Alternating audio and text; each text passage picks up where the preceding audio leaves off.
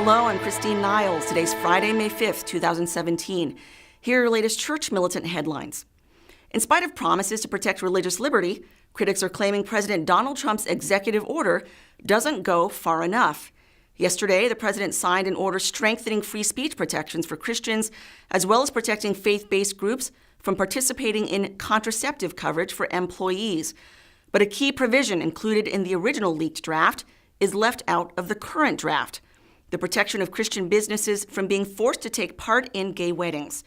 Some speculate this is owing to the influence of Trump's more left-leaning daughter Ivanka and her husband Jared Kushner.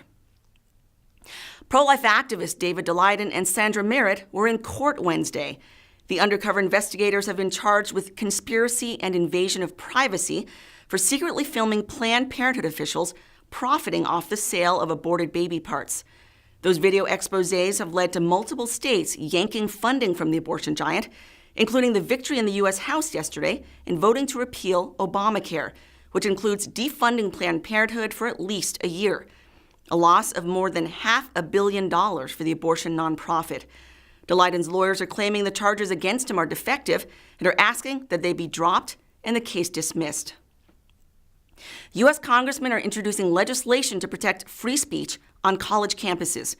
Wednesday, Republican Representative Phil Rowe of Tennessee, along with 6 co-sponsors, offered a resolution to get rid of what's known as free speech zones on campus, what critics are calling unjustified quarantine zones, because they restrict students' free speech to small, confined areas that the students can only use if they reserve them several days in advance.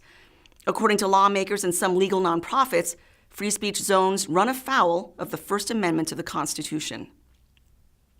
President Trump will be visiting Pope Francis on May 24th.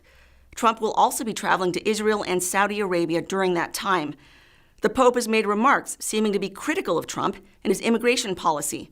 For instance, in 2016, the Holy Father said to the press, quote, "A person who thinks only about building walls, wherever they may be, and not building bridges is not Christian.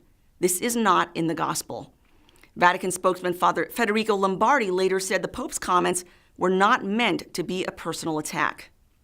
I'm Christine Niles. Those are your Church Militant headlines. Please watch The Vortex today, where Michael talks about the art of compromise. And check out The Download, where the panel discusses a novel Protestant notion. Please share headlines with your friends. Have a great weekend, and may God bless you.